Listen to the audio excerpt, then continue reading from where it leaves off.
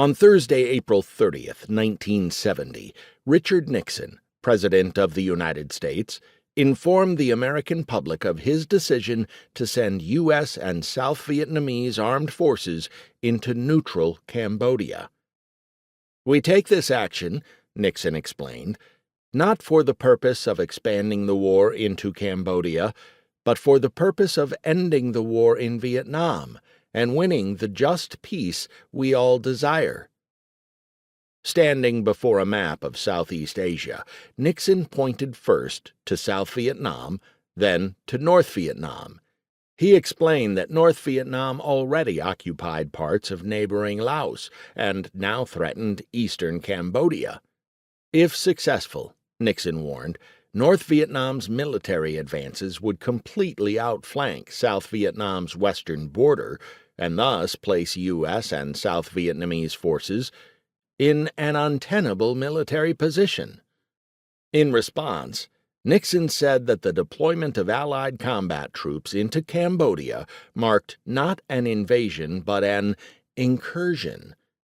Evocative of a brief or small-scale operation, Nixon's word choice downplayed ongoing military operations, even as it elevated the geopolitical importance of the action. The defense of Cambodia was important enough to deploy American military forces, but, then again, not necessarily important enough to warrant a full-scale invasion. Much has been made of Nixon's decision to initiate military operations into Cambodia. Within weeks of the so-called incursion, several scholars held a symposium on The United States Military Action in Cambodia, 1970, in the Light of International and Constitutional Law.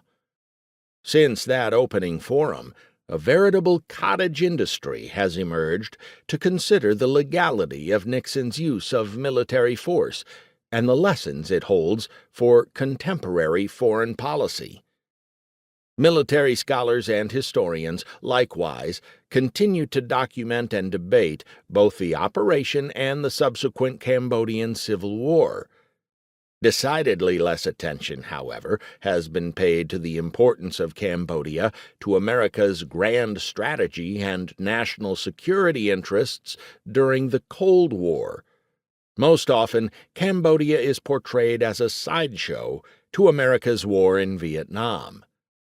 Alternatively, it is seen as a pawn in the tripolar geopolitical chess match waged between the United States, the Soviet Union, and the People's Republic of China. However, to render Cambodia as peripheral to America's war in Vietnam is to sidestep the fundamental problem Cambodia posed to U.S. officials on the question of national security: how to differentiate some areas as central and others peripheral